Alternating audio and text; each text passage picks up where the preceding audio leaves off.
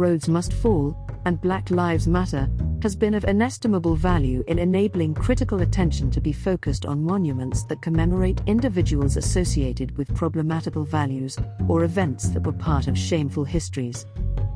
But the corrections to the public art landscape that Roads Must Fall and Black Lives Matter have encouraged have usually been only to the people and events we would seek to have represented in the public domain. Those responding to their necessary calls for changes to the contemporary heritage landscape sometimes overlook other important shifts that have arisen in the last years of the 20th century and in the new millennium, namely, ones concerning the nature of monuments themselves and how they function.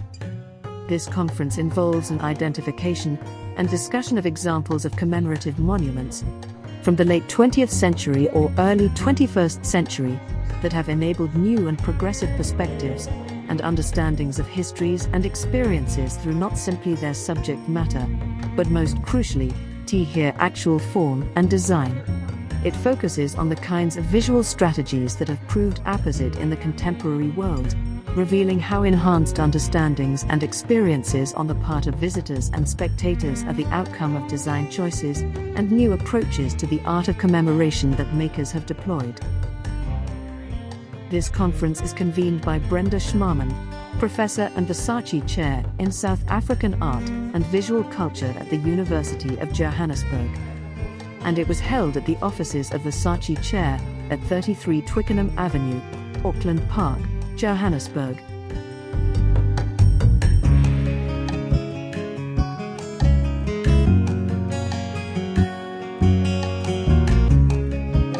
Hi, my name is Federico Pesci. I'm the Dean of the Faculty of Art, Design and Architecture here. And it's my very great pleasure and privilege to welcome you all this afternoon. I know many of you have travelled, I know some of you are from Joburg. I know many of you have travelled from very far away. So anthropologists tell us that, just up the road is the cradle of humankind, which I suppose means welcome home for those of you travelling far. Yes, so Brenda, I see when I looked at the program that Brenda scheduled me for 15 minutes. So I figured best I go on script instead of just extemporizing, because who knows where that would go. Do I need to sit so that at least you can see me? Okay. Yes, you're on camera. You're on camera, we're standing on another camera. No, you weren't, but it's fine. Okay. All right, so it really is a great pleasure for me to be able to welcome you all here this afternoon. A big thank you to Brenda for organising this. A conference like this doesn't happen by itself. It really is the outcome of a lot of deliberate thought and planning and a lot of jumping through bureaucratic hoops. So Brenda, thanks for doing all the jumping through that hoops, to you and your team. And is this the first live conference since COVID? Yeah, so this is the first, Brenda's been hosting these amazing international conferences since we started the centre, but obviously COVID got in the way. So it's great that you can all be here in person. So I'm really honoured. I think, the theme of this conference is the idea of monumental developments, contemporary practice to commemorative public art. When I'm not being a bureaucrat and an administrator, I'm also an art historian. And much of my work centered around these questions of identity and belonging and imaginaries of who we are in the world and how that gets inscribed into public spaces. So it really does resonate with me quite personally in terms of my own research. And of course, given the fraught state of the world at the moment and current global geopolitics, I think a serious conversation about the evolving nature of public art and the critical role that it plays in reshaping our understanding of history, culture, and identity is both timely and critically important. It's not an incidental subject. I think it's fundamental to the ways in which we're thinking about our place in the world and the kind of traces that we leave in the world, but who we think we are and who we how we'd like to be remembered. So, as noted in the call for papers, the kind of monumental developments, and I really like that pun, Brenda's always good at these titles, and this one's a particularly good one. The monumental developments by both of the Roads Must Fall and the Black Lives Matter movement have not only shaken the foundation of commemorative public art and compelled us to reevaluate its purpose and impact, but also forced us to confront profound questions about what we choose to commemorate, how we commemorate it, how we balance the imperatives of the present with what we would think we're leaving for posterity. These movements also, of course, provided long overdue exposure of the contentious and often painful aspects of our history. This is true everywhere, but particularly true in the post-colonial secular colonist environments when we live in. And really it pushed us to confront a lot of uncomfortable truths. They have forced us to reconsider the appropriateness of memorializing certain facts and events without any critical scrutiny or regard for the social trauma that they were perpetuating. They've also called for a reckoning with the legacies of colonialism, slavery, racism, and in doing so highlighted the potential for public art to play a pivotal role in this process of reevaluation and reformation. I really do feel like I'm preaching to the converted. You're all the experts. As I said, I should stay. We can regress. Sorry? We can regress. Okay. So the powerful shifts in the way we engage with and perceive public monuments and memorials have clearly catalyzed much needed conversations about the representation of contentious figures in our public spaces. However, as the impressive lineup of papers in this conference suggests, in our collective focus on rectifying these issues, we may have sometimes overlooked the profound transformations that have been occurring in the very nature of monuments themselves and how they function in our contemporary world.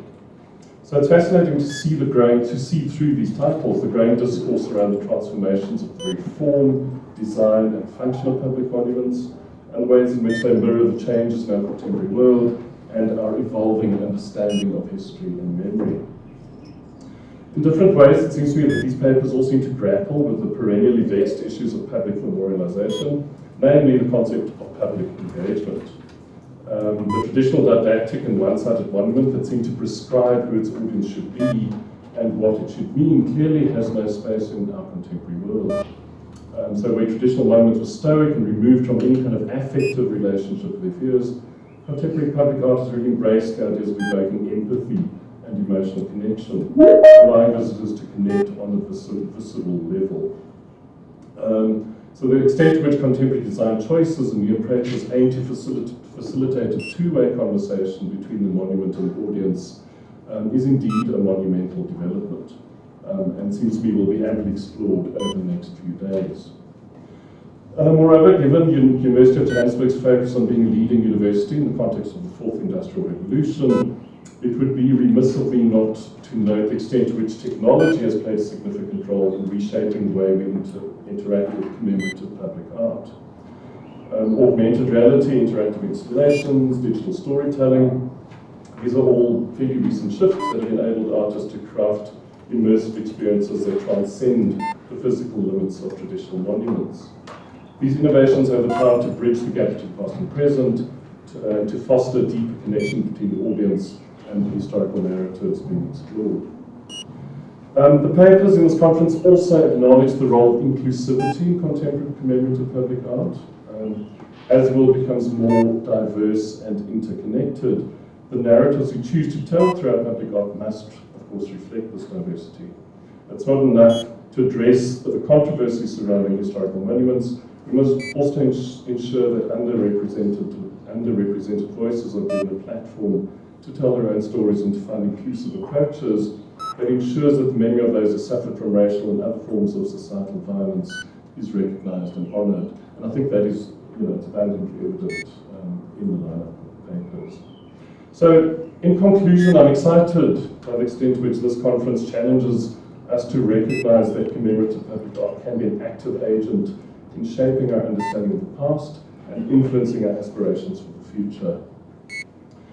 As such, it is a timely reminder for us to remain open to the possibilities of commemorative public art as a catalyst for change, for healing, and for dialogue.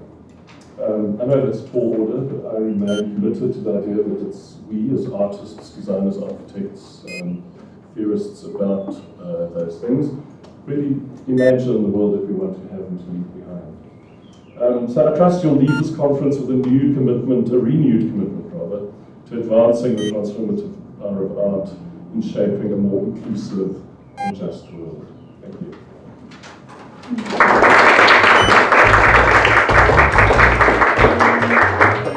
Thank you very much. This is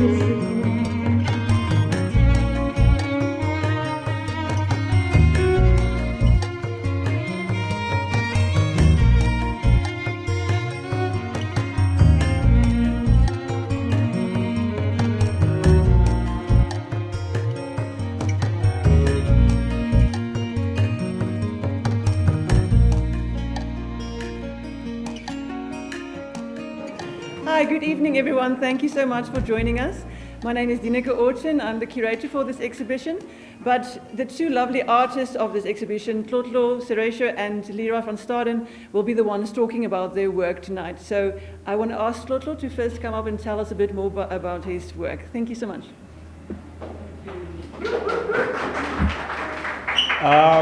Good evening and welcome once more.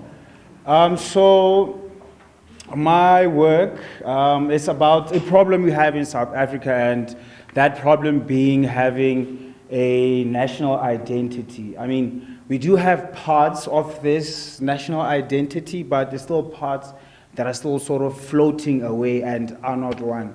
So, and I mean, in my observation and in my opinion is because this lack of said identities, because a lot of things are swept under the rug, right?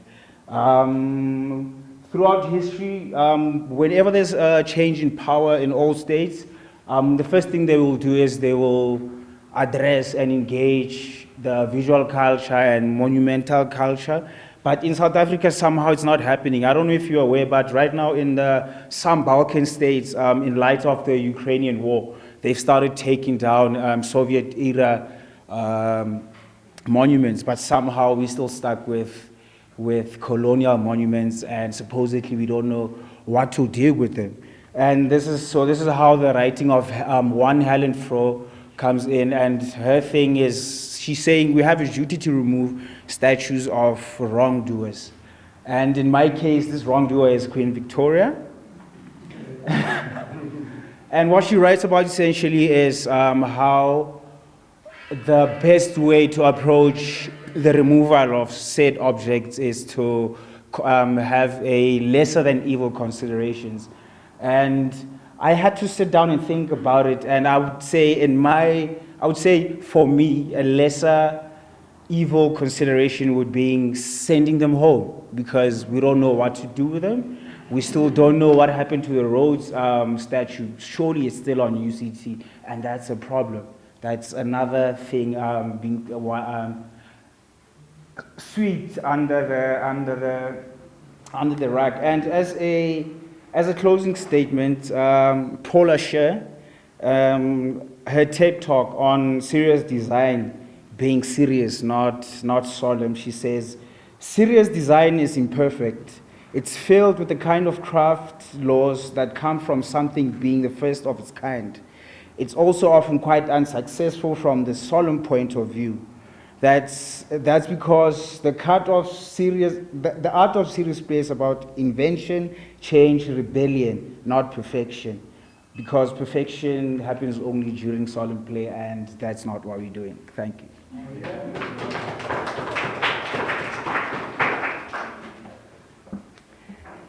Good evening, everyone. My speech is a little bit longer. So, yes, I'm deeply appreciative of the opportunity to be part of this conference.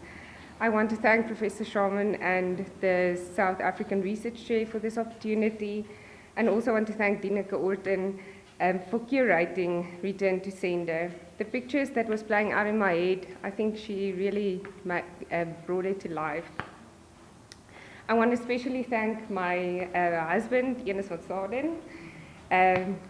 I said I wanted a Voortrekker monument, and he designed it, printed it, and with his attention to detail, he sorted out all my issues. So I feel privileged standing alongside a visionary artist like Tlotlo Sirizo, who challenges the historical narratives that have shaped our nation.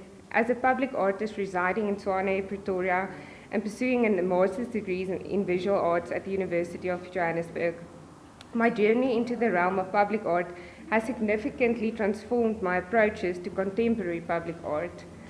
In 2018, my interactive public artwork, Megaphone Me, emerged as an attempt to bring the community closer through art, envisioning 2 gigantic megaphones installed in public spaces. I hope to create a platform for expression and shared experience. Unfortunately, these sculptures did not realize their full potential due to the limitation imposed on public access and theft of instructional plates. These setbacks fueled my research in interactive public art. A pivotal moment in my personal history occurred during my teenage years when I first encountered the Voortrekker Monument. This colossal structure left me awestruck, but instead of evoking pride, it stirred a sense of disconnection from history it presented. The monument failed to resonate with my South African ideals, and instead it left me wrestling with a troubled past and a sense of guilt connected to my ancestors, possibly because my parents did not raise me as an Afrikaner nationalist. On a weekly basis, I receive messages stating that the Voortrekker Monument needs 10,000 friends to keep its doors open, and I can help by replying yes. This monument needs friends. Its light is fading, the melting down of a monument. In response to this stark contrast, I crafted a playful wax replica of the Voortrekker Monument. Using vibrant colors, I aim to infuse humor into a narrative typically laden with seriousness. By illuminating the monument and observing it melt, symbolizing the reshaping of a structure grappling to maintain its existence, I believe public art, especially contemporary public art, should be inclusive, commemorating the public. The installation in this space has to do with my master's degree, practical, and I want to make use of this platform to test the interactive aspects of the public artwork. The practical aspect of my proposal involves the restoration of four pillar post boxes, okay, which is vandalized. The practical aspect of my proposal involves the restoration of 4 vandalized pillar post boxes, iconic remnants dating back to 1910, located in various parts of the city of Tshwane.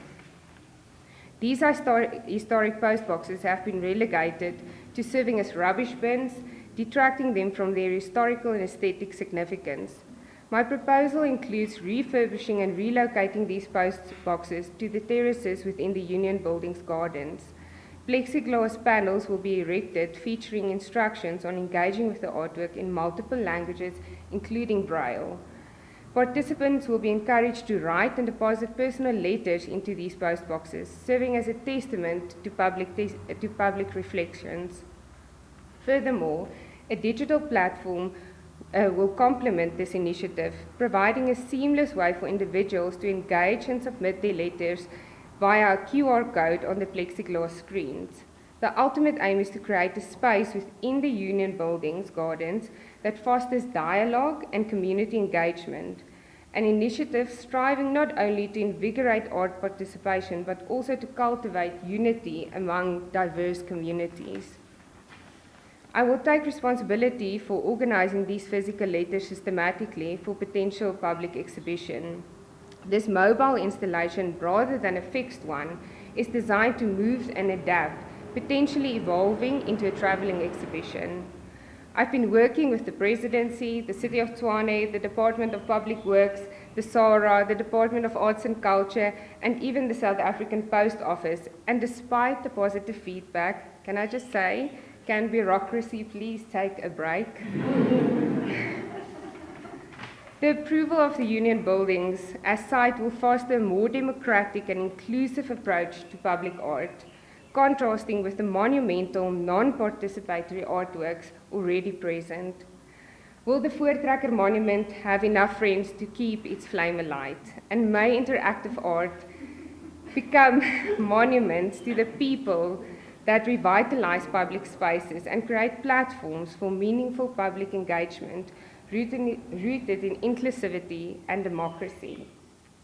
So this is a call to action to scan the QR code and to write a letter, post it, and light the candle and see the monument melt.